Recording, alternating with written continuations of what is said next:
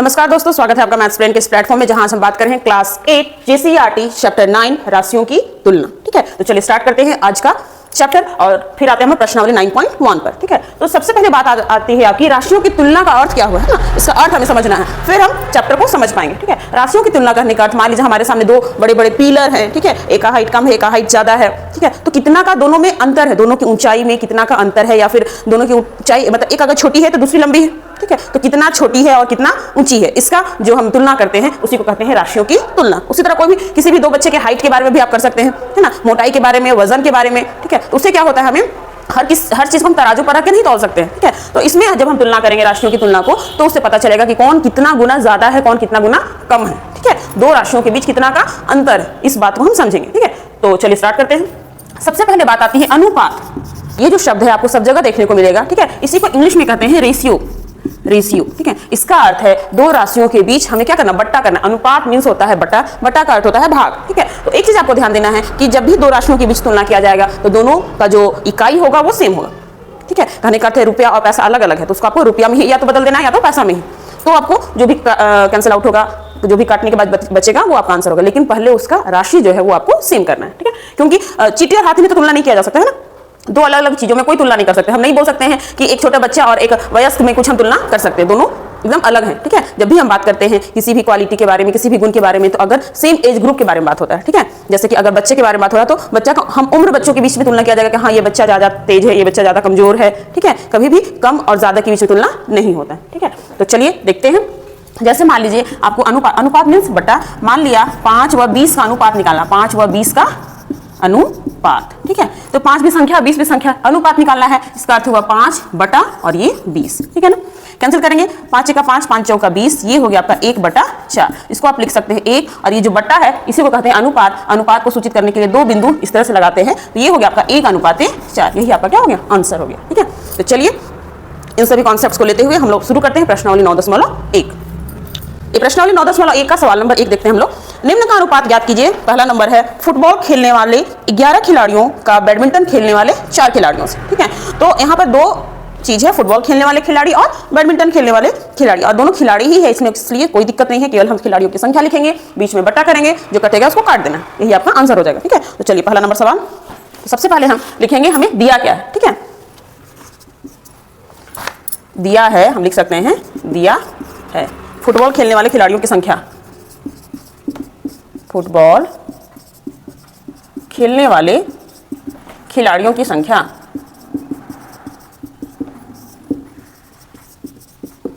11, और बैडमिंटन खेलने वाले खिलाड़ियों की संख्या हो गई 4। तो हमें निकालना है अनुपात। ठीक है, इसलिए अनुपात बराबर, हमें सवाल में पूछा है फुटबॉल खेलने वाले खिलाड़ियों की संख्या व बैडमिंटन खेलने वाले खिलाड़ियों की संख्या का अनुपात, मतलब ये संख्या पहले रहेगी और बैडमिंटन वाला नीचे रहेगा। ठीक है, अब कुछ कटने जैसा तो दिख नहीं रहा है, तो आपका आंसर हो जाएगा 11, इस बट्टा का अर्थ हो गया अनुपात, और 11 अनुपात 4। ठीक है, चलिए अगला सवाल चलते हैं आपका 25 मिनट का 30 सेकंड से। ठीक है, यहाँ ध्यान देने वाली बात है आपका कि 1 मिनट और 1 सेकंड दोनों का इकाई सेम नहीं है, तो सबसे पहले हमें इसे चेंज करना होगा एक इकाई में, उसके बाद बटा निकालना होगा। ठीक है, तो 25 मिनट दिया हुआ है। ठीक है, तो 25 मिनट को अगर सेकंड में चेंज करना है तो 60 से गुना कर देंगे, तो ये सेकंड में चेंज हो जाएगा। और दूसरा है आपका 30 सेकंड। 30 सेकंड ये तो दिया ही हुआ है हमें। ठीक है, ये सेकंड हो गया और ये भी क्या हो गया, सेकंड, कोई दिक्कत नहीं है। अब इकाई सेम हो गया तो सीधे हम क्या करेंगे, बट्टा निकालेंगे, इसलिए अनुपात बराबर क्या हो जाएगा, ये जब गुना होगा तो 25 छक 0, 6 5 30, हाथ में 3, 6 2 12 और 3 15। ठीक है, तो ये हो गया आपका 1500, और बटा ये 30 कट गया, 3 का 3, 3 5 15 और 0, तो ये आ गया आपका 50 बटा 1। ठीक है, तो अनुपात हो गया आपका 50 अनुपात 1। This is your answer. तीसरा नंबर है आपका 75 पैसे का 2 रुपए से। ठीक है, तो तीसरा है आपका 75 पैसे, तो इसको पैसा रहने देते हैं, और 2 रुपये जो है, रुपए 2 जो है उसी को चेंज कर देते हैं पैसा में। 2 रुपए को पैसा में चेंज करने के लिए 100 से जब गुना करेंगे तो ये बदल जाएगा पैसा में। ठीक है, ये भी पैसा हो गया, ये भी पैसा हो गया, इसलिए अनुपात बराबर क्या होगा 75, और ये दोनों गुना हो गया 200। 5 से 5 का 5, 5 5 25, 5 चौका 20 और 0, 5 से 5 दिया 15, 5 8 40, आंसर हो गया आपका 3 बटा 8, कहने का अर्थ हुआ 3 अनुपात 8। ठीक है, अगला सवाल है आपका 20 पेंसिल का 3 दर्जन पेंसिल से। 20 20 पीस पेंसिल है और 3 दर्जन है ना, यहाँ पीस है और ये दर्जन है, दोनों अलग अलग चीज है। तो सबसे पहले हम क्या करेंगे कि ये जो दर्जन दिया हुआ है उसको हम संख्या में बदल देंगे, ठीक है।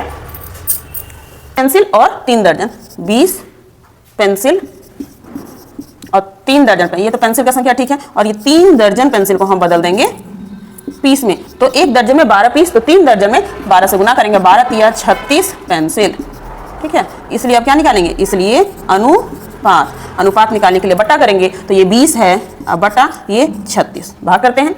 2 1 2 0, 2 1 2 2 8 16, 2 5 10, 2 9 18, तो ये हो गया आपका 5/9, तो अनुपात हो गया आपका 5:9, ठीक है। तो इस तरह से पहला सवाल हम लोग खत्म करते हैं। आगे चलते हैं दूसरे सवाल पर। दूसरा सवाल है आपका, निम्न अनुपातों के प्रत्येक पदों को प्रतिशत में बदलिए, ठीक है। पहला है आपका झारखंड के गांव तथा शहरों की जनसंख्या का अनुपात दिया है और अलग अलग आपको प्रतिशत बताना है, ठीक है। कहने का अर्थ है कि झारखंड के गांव का जो संख्या है उसका प्रतिशत और शहर की जनसंख्या उसका प्रतिशत, ठीक है। तो ये सवाल देखते हैं कैसे बनता है। गांव और शहरों के जनसंख्या का अनुपात सीधा सवाल है, हमें अनुपात दिया है कितना, अनुपात दिया है 4:1, ठीक है। लेकिन हमें क्या करना है, इसको अलग अलग प्रतिशत में बताना है। कहने का झारखंड के गांवों का कितना प्रतिशत है और शहर की जनसंख्या का कितना प्रतिशत है, ठीक है। तो क्या करेंगे हम, झारखंड के गांव का प्रतिशत, तो उसके लिए क्या करेंगे हम, ये 4 भाग है और ये 1 भाग है, दोनों को जोड़ देंगे तो कुल भाग क्या हो जाएगा, 4 और 1 5। तो कुल भाग नीचे लिखा जाएगा 4 और 1 5, और ऊपर जिसके बारे में बात हो रहा है झारखंड के गांव, वो कितना भाग है, 4 भाग, तो ऊपर हो गया 4 और नीचे प्रतिशत में चेंज करना है इसको। तो किसी भी भिन्न को प्रतिशत में बदलने का नियम है, छोटे क्लास में आप पढ़ चुके हैं कि किसी भी भिन्न को जब प्रतिशत में बदलना है तो आप क्या करेंगे, 100 से गुना करेंगे और प्रतिशत का चिन्ह लगाएंगे, ठीक है। काटते हैं, 5 1 5, 5 गुना 10 और 0, 4 दूना 8, 80%, ठीक है। इस तरह से आपका झारखंड के गांव का प्रतिशत मिल गया। फिर अब हम निकालेंगे शहरों की जनसंख्या का प्रतिशत, शहरों की जनसंख्या का प्रतिशत। तो फिर वही कुल भाग नीचे, कुल भाग 4 और 1 5, और शहर की जनसंख्या का जो भाग है वह 1 गुना 100% का चिन्ह, 5 से काटते हैं, 5 1 5, 5 गुना 10 और 0, 20 1 20, ये हो गया आपका 20%, दिस इज आंसर, ठीक है। तो इस तरह से आगे सवाल भी बना ही लेते हैं। 2 नंबर सवाल हमने कंप्लीट किया। आगे चलते हैं क्वेश्चन नंबर 3 पर। 3 नंबर सवाल है आपका, 50 आमों के समूह में 60% आम बिल्कुल पके हुए हैं, बिना पके हुए आमों की संख्या ज्ञात कीजिए, ठीक है। तो कुल आमों की संख्या है आपका 50।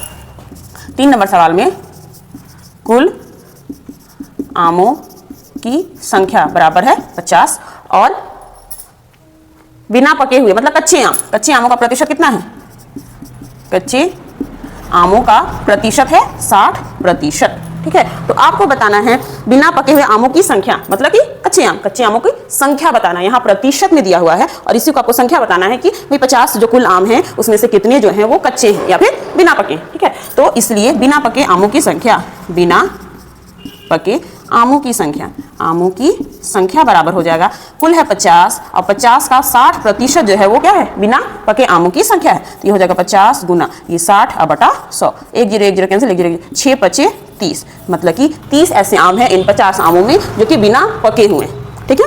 चलिए आगे 4 नंबर सवाल पर आते हैं हम लोग।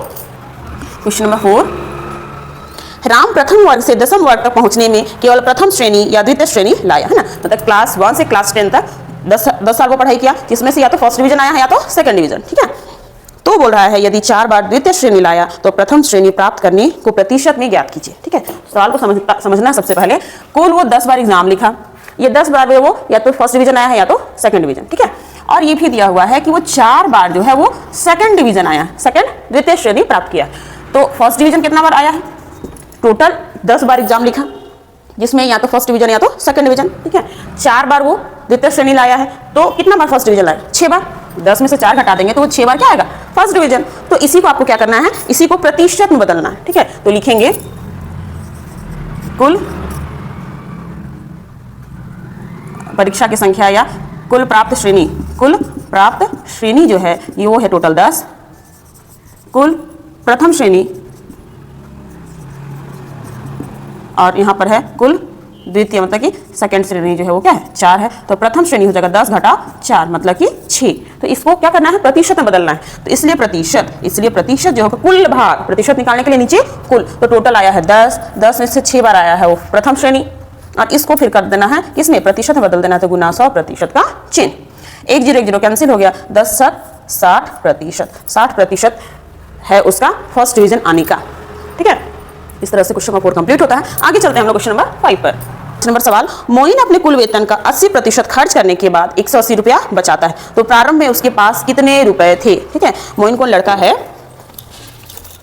ठीक है, मोइन कोई लड़का है जिसके पास जो क्या करता है, अपने वेतन का 80% खर्च करता है, उसके बाद 180 रुपया बचता है। ठीक है, तो प्रारंभ में उसके पास कितने रुपए थे।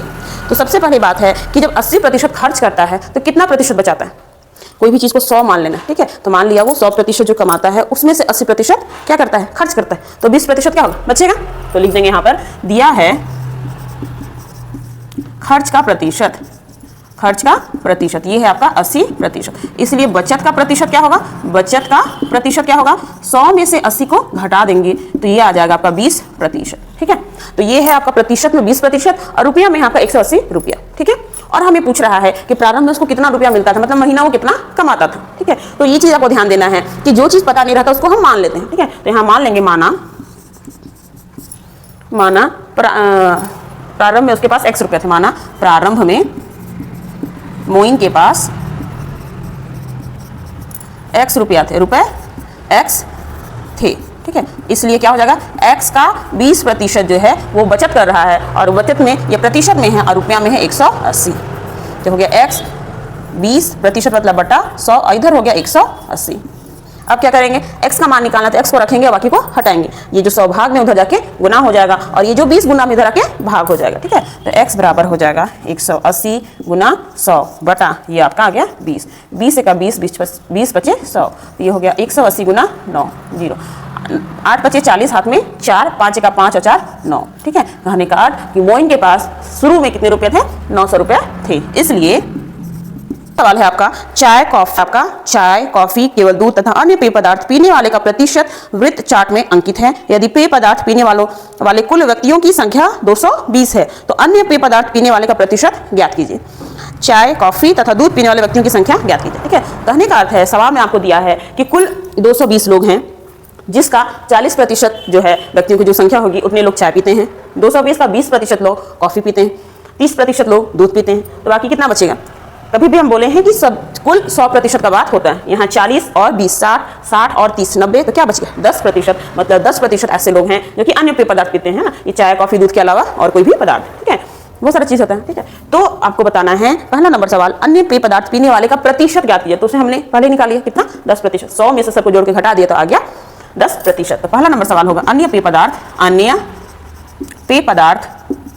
पीने वाले का प्रतिशत, पदार्थ पीने वालों का प्रतिशत, तो कुल मान लेना है 100 घटा सबको जोड़ देंगे। ठीक है, ये 30 20 और 40, 30 जोड़ 20 जोड़ 40 इतना, और ये सारा किस में आएगा, सबको घटाने और डालने के बाद किस में आएगा, प्रतिशत में। ठीक है, तो ये हो गया 100, 30 2 50 50 और 4 90 इतना, और ये प्रतिशत 100 में से 90 गया 10% आंसर। ठीक है, अगला है आपका बोल रहा है कि चाय पीने वाले, कॉफी पीने वाले और दूध पीने वाले व्यक्तियों की संख्या बताना है। तो ये सब हमको प्रतिशत में दिया है, इसी का हमको क्या निकालना है, संख्या। तो लिखेंगे चाय पीने वालों की संख्या, चाय पीने वालों की संख्या, तो कुल संख्या था 220। ठीक है, कुल था 220, उतना का 40% लोग क्या पीते हैं चाय, इतना का 40%, प्रतिशत मतलब बटा 100।